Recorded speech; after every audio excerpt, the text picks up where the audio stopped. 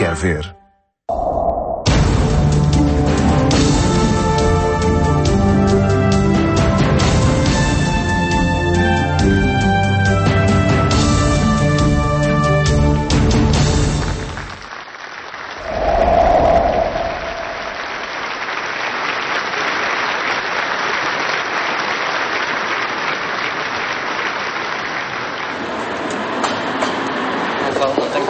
Bom dia. Mas também um pouco original. Bom dia. O tema da unidade ganha relevo crescente no diálogo entre as igrejas cristãs.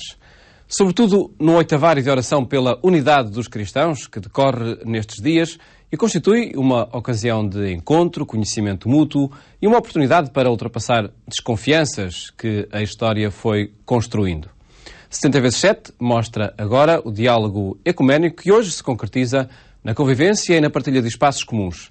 Assim acontece nos hospitais ou no próprio Serviço Público de Televisão.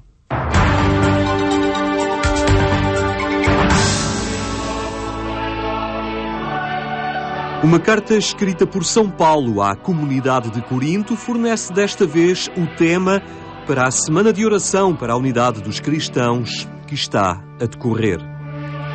Todos seremos transformados pela vitória de Nosso Senhor Jesus Cristo. A transformação, porém, é desafio a abraçar desde já, assumindo que não é fácil mudar hábitos, superar tradições, mudar mentalidades. E este é o desafio com que se depara o movimento ecuménico que procura honrar o desejo de Cristo que pedia a unidade para aqueles que professam o seu Evangelho. Que todos sejam um. As pessoas podem às vezes olhar para estas realidades e dizer está tudo na mesma, não andou nada, não se movimentou nada, mas na verdade andamos muito. Se nós recuarmos 50 anos atrás, não era nada disto. Hoje já é fácil, sobretudo nas camadas mais jovens, vermos-los unidos a trabalhar com entusiasmo e com alegria, mas também, mesmo nos mais idosos, já é fácil a gente juntar-se na mesma celebração, juntar-se a partilhar a nossa vida, e isso acontece cada vez mais. Acontece nas dioceses, uma por uma, acontece a nível nacional, isto começa a verificar-se. Começa a ver-se que, afinal, podem estar juntos um católico, um presbiteriano, um metodista, um da igreja lusitana, podem estar juntos, afinal, podem rezar ao mesmo Senhor Jesus Cristo. Isto é muito belo. E podem refletir, fazer a mesma reflexão, partilhar a mesma reflexão. Isto é muito belo. E até também no campo social. As igrejas todas, quer a católica, quer a metodista, estamos a trabalhar, estamos todos no campo social e a fazer um trabalho belo. Este ano, o tema e o guião que anima as diversas celebrações ecuménicas foi preparado pelas comunidades cristãs presentes na Polónia. A reflexão proposta tem em conta um importante acontecimento desportivo agendado para os próximos meses e que vai mobilizar este país e a vizinha Ucrânia, o Campeonato Europeu de Futebol. Assim, os autores do guião salientam o apelo dos que não são vencedores, não apenas no desporto, mas nas suas vidas e comunidades. Também as igrejas têm de deixar de competir entre si e podem precisar de reformar a sua estrutura interna para acabar com as separações. Recomenda o guião da Semana de Oração pela Unidade dos Cristãos deste ano, que decorre até ao dia 25 de janeiro, festa da Conversão de São Paulo. Que é, por assim dizer, o patrono desta semana, ele, o grande lutador pela causa da unidade de todos os cristãos.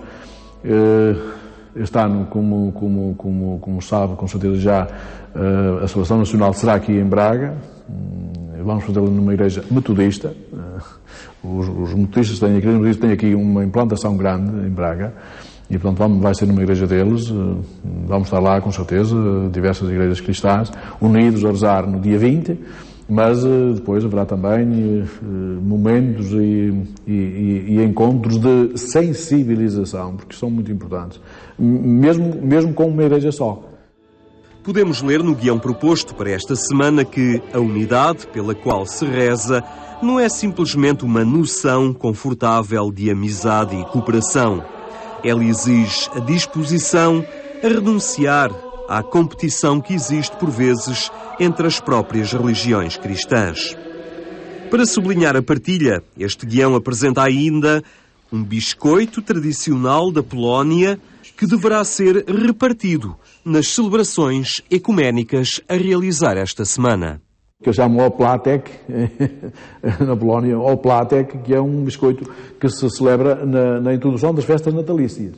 Portanto, é um sinal de que, partindo um bocadinho de um biscoito e comungando, isto é, partilhando uns com os outros, nós fazemos comunhão. E, digamos, também perdão.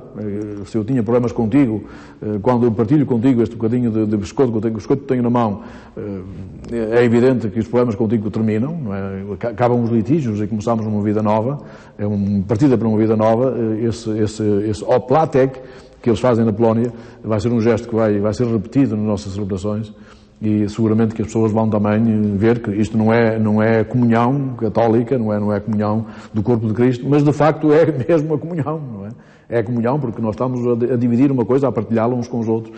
Portanto, são coisinhas desta natureza, pequeninas, sinais, que se calhar que vão marcar mais as pessoas. Muito mais do que os discursos, as palavras ditas, são esses pequenos gestos que vão dizer, afinal, nós partilhamos a mesma coisa, partilhamos o mesmo pão, partilhamos o mesmo biscoito, o mesmo Oplatek, e isso é muito interessante e acho que nasce aí uma maneira nova de viver. E uma maneira nova de viver está já a ser concretizada no meio hospitalar, com a entrada em vigor do novo Decreto-Lei, em setembro de 2009, que estabelece a regulamentação da assistência espiritual e religiosa nos hospitais e outros estabelecimentos do Serviço Nacional de Saúde. Foi constituído um grupo de trabalho interreligioso para acompanhar a sua implementação. A iniciativa partiu da Coordenação Católica das Capelanias Hospitalares como sinal de exercício de cidadania entre diversos credos religiosos que querem participar na vida da sociedade portuguesa. Aqui no Centro Hospitalar de Coimbra não foi necessário esperar pelo Decreto-Lei. Muito antes deste entrar em vigor, já a assistência hospitalar era garantida, respeitando a identidade religiosa do doente. Temos um serviço interconfessional, interreligioso, mas interconfessional, onde temos a Igreja Católica, 2 igrejas protestantes, algumas igrejas evangélicas, adventistas do sétimo dia e com possibilidade de mais 2 igrejas dentro de algum tempo. Já estamos a trabalhar. Trabalhávamos nos hospitais da Universidade de Coimbra já há 4 anos, onde nos íamos reunindo com alguma frequência, onde íamos conversando, onde fizemos também um regulamento interno do nosso serviço e onde, quer nós católicos, quer os pastores, todos os outros representantes das várias igrejas, visitam os seus doentes e também participamos em várias atividades conjuntas, atividades que realizamos aqui no hospital, dedicadas, orientadas para profissionais da saúde e tudo mais.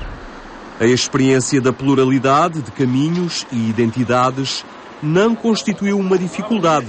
Antes, revelou-se uma vantagem e uma riqueza. Tem sido fácil, porque o nosso objetivo é comum. É o doente e também os profissionais de saúde, é claro. E, portanto, não estamos a olhar muito às nossas diferenças, estamos a olhar àquilo que nos une. E o que nos une aqui no hospital é o doente e são os profissionais. O doente e os familiares, enfim, tudo aquilo que envolve o doente, é isso que nos une. Portanto, não há lugar para divisão. Sabemos todos o que é que temos a fazer, não há lugar para divisão. Quanto aos espaços, nós não temos grandes espaços comuns, temos o espaço comum que é o hospital, onde podemos trabalhar e nada mais, não temos assim espaço onde possamos reunir, onde possamos reunir. Espero dentro de algum tempo que tenhamos alguma coisa, mas por enquanto não temos nada. Ruben Martins pertence à Assembleia de Deus. Integra uma sensibilidade cristã que não faz parte do diálogo ecuménico em curso. Porém, exerce a sua missão em total sintonia com o capelão católico. Quando fomos contactados penso que finais de 2007, princípios de 2008, para uma reunião nos hospitais, estava longe da nossa mente que este trabalho viesse a desenvolver da forma como desenvolveu e alcançarmos aquilo que já alcançamos até hoje. Mas, de facto, houve um bom entrosamento entre os elementos da equipe, entre as várias confissões religiosas. Partimos sempre do princípio de não fazer um trabalho proselytista no hospital, respeitando o espaço de cada um, as convicções de cada um. Isso tem sido enriquecedor ao longo deste tempo visitamos os doentes da nossa comunidade, dispomos-nos para aquilo que é necessário nas atividades do hospital, como o dia do hospital, o simpósio, que é desenvolvido pelo SAER, o Café com Fitas, que é uma atividade mensal também desenvolvida pelo SAER, e respeitando o lugar de cada um, tem-se convivido e tem-se trabalhado muito bem. Creio que muito daquilo que temos sido e temos feito dependeu muito de termos começado, pelo menos tentado formar um grupo de amigos. Amigos, como disse, que depois iam ter um objetivo comum. Este trabalho exercido no meio hospitalar é de grande importância para quem se confronta com a fragilidade da vida. A doença torna-se para muitos a cruel forma de aprender que a nossa condição é demasiado débil para imaginarmos que somos autossuficientes, tendo dinheiro ou poder. É na cama de um hospital que se aprende, por vezes, a dar outro valor à vida, à amizade de familiares e amigos, a perceber com mais nitidez os contornos das realidades transcendentes. Quando, neste âmbito, as religiões surgem de mãos dadas e se entreajudam numa missão cujo objetivo é resgatar o homem ao desespero e à dor, a sua presença torna-se testemunho de unidade e manifesta que as divisões históricas são sempre possíveis de superar. Começa por ser, primeiro de tudo, para os doentes e para os profissionais da saúde. Os profissionais da saúde, desde o primeiro momento que ficaram imensamente agradados com a iniciativa. E ouvi variedíssimos comentários onde diziam, até que enfim, vemos alguma coisa de positivo entre as igrejas. Porque, realmente, as igrejas, entre muitas coisas, muitos pontos onde se podem unir, creio que, se começarem a unir pela saúde, vão por bom caminho. Há muitas coisas em que somos diferentes, muitas mesmo, mas também há coisas que nos unem, e aqui nomeadamente no hospital, não é? As pessoas são o nosso elemento comum. Com o desenvolver de um relacionamento diário entre os vários elementos da equipa, temos conhecido também coisas que para nós eram desconhecidas em relação às outras religiões, a forma de estar, e muitas vezes nas nossas reuniões falamos, e quando almoçamos juntos, como é que vocês fazem assim, como é que nós fazemos, e é muito interessante conhecer a realidade de cada um. Tem havido sempre uma relação de proximidade entre os vários elementos ao longo destes 4 anos, mantemos-nos praticamente a mesma equipe desde o início, fruto desse desenvolvimento de relacionamentos entre os elementos da equipa. Este espírito de colaboração e encontro adquire uma pertinência especial nesta semana dedicada à unidade entre os cristãos. Mas para além da experiência em curso na capelania do Centro Hospitalar de Coimbra, não faltam exemplos de partilha e proximidade. Outras unidades hospitalares promovem mesmo, e durante estes dias, celebrações ecuménicas que pretendem sublinhar a unidade e dar testemunho à comunidade hospitalar de que a proposta do Evangelho, anunciada a uma só voz, toca de forma ainda mais eficaz o íntimo dos homens. De facto, nós estamos todos a trabalhar em consonância. O que é que falta? Falta a gente aparecer mais, juntar-se mais, aproximar-nos mais. E penso que isso vai acontecer muito também agora na semana que é muito propícia para isso, que é a semana de oração pela unidade dos cristãos. Um catalisador importante nesta dinâmica da unidade tem brotado daqueles que menos sentem o peso das tradições ou da história, os jovens. O Fórum Ecuménico Jovem tem sido uma verdadeira escola de tolerância e de conhecimento recíproco, levando o ideal da unidade às gerações que, aos poucos, vão assumindo os destinos das igrejas e constituindo o corpo das comunidades. Eu penso mesmo que já há um salto grande entre digamos, os hierarcas de hoje, aqueles que estão à frente das igrejas hoje, e esses jovens que vêm aí atrás. E eu acredito muito que são esses jovens que vêm aí atrás que vão mostrar uma nova dinâmica a este nível do ecumenismo. Eles estão muito mais abertos para isso já. Digamos que hoje já há, um nível de hierarquia de hoje, das hierarquias das diversas igrejas, já há muita partilha, mas essa juventude já traz outro brilho no olhar, que penso que ajudará muito mais a essa luz nova que é o ecumenismo. E vai fazer vai quase obrigar a que o ecumenismo dê ainda mais uns passos. Dom António Couto não teme que as dinâmicas de encontro ecuménico entre os jovens conduzam a um esbater das identidades ou da noção de pertença. Para ele, as aquisições são bem maiores e o progresso já salta à vista. Cada grupo, às vezes, quer identificar-se e quer manter, de facto, a sua identidade, porque senão dilui-se e já não sabe se é este, se é aquele, começa a haver uma certa confusão. Mas eu penso que essa gente nova que vem aí não vai estar muito atenta a isso. Vai estar muito mais atenta a Cristo. E Cristo, em vez de dizer começa aqui um e acaba um e começa outro, diz de facto, todo aquele que acredita em mim está comigo. E acredita em mim um fiel metodista, como um fiel católico, como um fiel presbiteriano, como outro qualquer. Acreditam todos em Cristo. Então, isso vai ficar muito mais forte, penso eu, aquilo que é comum e muito menos forte aquilo que é diferente. Ainda que as diferenças estarão lá sempre, com certeza, mas vê-se há muito mais o que é comum, o que nos une, ou quem nos une.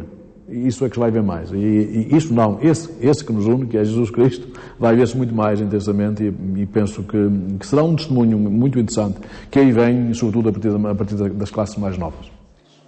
É num estúdio da RTP e num espaço do Serviço Público de Televisão que há mais de 10 anos se concretiza uma experiência única de encontro e partilha de espaço televisivo entre as religiões. Vai muito além da identidade cristã de algumas confissões e reúne toda a pluralidade religiosa. A fé dos homens, na RTP2, é um exemplo citado até no relatório que a Embaixada Norte-Americana envia ao Departamento de Estado para sublinhar a paz e a ausência de tensões religiosas em Portugal.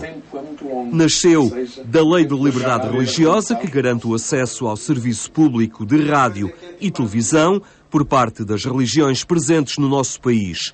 Um espaço que tem sido oportunidade de encontro e crescimento para todos. Para nós, a Igreja Católica, que praticamente conhecíamos muito poucos não católicos, acho que foi de alguma forma uma revelação de que existem outras pessoas igualmente honestas e que procuram Deus na sua vida, na sua visão do mundo e no seu estar. Acho que foi importante também para nós, católicos portugueses, porque sempre tivemos essa ideia da maioria esmagadora que nós somos. De facto somos-lo, isso nunca esquecido, essa proporcionalidade do lugar que tem a Igreja Católica, que ele não renuncia, mas o reconhecimento também de outras expressões de fé que existem. E o interessante é que há algumas, uma comunidade judaica, ortodoxa, e mesmo da área cristã, evangélica, existem muitos elementos muito interessantes. E tem sido, na prática, a congregação à volta da televisão, da RTP, no caso, a partir da Lei da Liberdade Religiosa, que foi uma lei que, no fundo, veio dar também expressão a outras confissões, que nós temos constituído este grupo não apenas de reflexão, mas também de intervenção para estes espaços que são dedicados às confissões religiosas. Em cada dia da semana, às 18 horas, a Fé dos Homens acolhe as diferentes perspectivas que as religiões têm da vida e da relação dos homens com Deus. Um espaço importante de pluralismo. Já andam lá 4 anos que nós fazemos esse programa, tanto a Fé dos Homens como Caminhos, e acho que foi um avanço muito grande no conhecer as várias fés, as várias crenças, as várias comunidades, e quanto mais conhecimento há, menos desconfiança há. Portanto, não há dúvida que abate as barreiras que nos dividem, nos separam e nos fazem ter desconfiança de quem não acha como nós. Este espaço televisivo não se destina apenas aos fiéis das respectivas religiões. Assume-se também como um meio de conhecimento e aprendizagem daquilo que é marca cultural e religiosa das diversas comunidades. Nós aqui nos nossos programas tentamos explicar, às vezes de uma forma simples, fácil, os conceitos das nossas religiões, das 12 confissões representadas. Portanto, isso acaba por ter um efeito didático para o espectador que aprende sobre o judaísmo, o islão, o catolicismo, os baais, E isso no passado não acontecia. Quem não fosse membro de uma determinada fé não conhecia essa fé, a não ser uma pessoa académica que estudava isso por interesse próprio, pela sua profissão. Portanto, hoje há mais informações, mais conhecimento que faz bem a todos. Há pessoas que será o único contacto que têm com outras religiões que, se não fosse ver estes programas, não teriam essa oportunidade. Ou seja, porque a televisão entra em casa das pessoas e pronto, e havendo estes programas as pessoas têm contacto com este tipo de realidade. A Semana da Unidade entre os Cristãos remete-nos para a proximidade entre aqueles que seguem o Evangelho de Cristo, mas lembra também a urgência da paz entre as diversas religiões. São infelizmente ainda muitos os exemplos em que a violência é exercida em nome de Deus. Vale a pena sublinhar estas luzes de esperança que brilham bem perto de nós. A unidade entre os cristãos é um caminho que remete à unidade entre toda a família humana. Há muito caminho foi feito, desde há 50 anos para cá. Muito caminho foi feito. Ainda que as pessoas às vezes possam dizer a gente não vê nada. Não vê porque não abre os olhos. As coisas estão muito, muito diante de nós e muito, muito claras. O apelo da unidade é, assim, um convite à ação. Um agir nas pequenas coisas, atuar, desde logo, nas nossas convicções interiores e na imagem que fazemos dos outros. O espaço mais difícil de partilhar é o nosso próprio, pessoal. E quando nós somos capazes de partilhar o nosso espaço pessoal e interior, somos capazes de partilhar tudo o resto. Não partilharemos nada do resto se antes não tivermos partilhado o nosso espaço interior.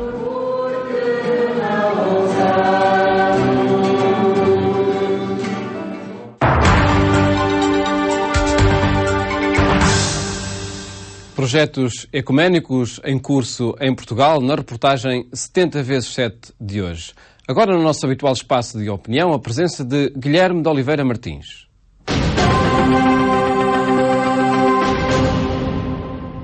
Ao começarmos o ano 2012, regressamos, infelizmente, ao tema da crise. No entanto, os cristãos têm de ter uma atitude própria, uma atitude positiva relativamente à circunstância em que nos encontramos. Precisamos de entreajuda, de solidariedade.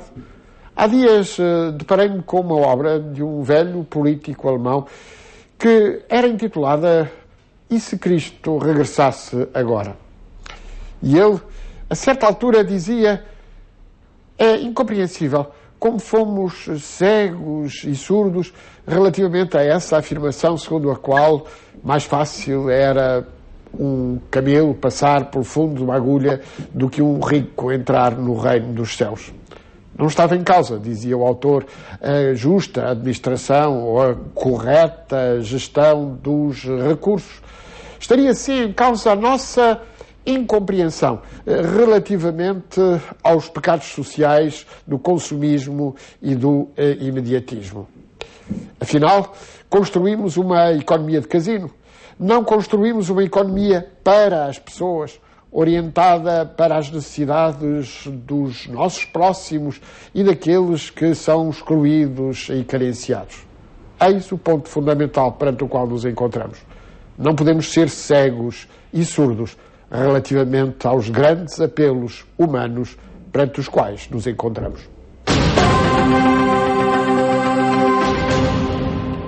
70x7 fica por aqui. De hoje a 8 dias estaremos em Lamego, na Diocese, que acolhe nesse dia o novo Bispo diocesano Dom António Couto. Até lá, votos de um bom domingo e de uma ótima semana.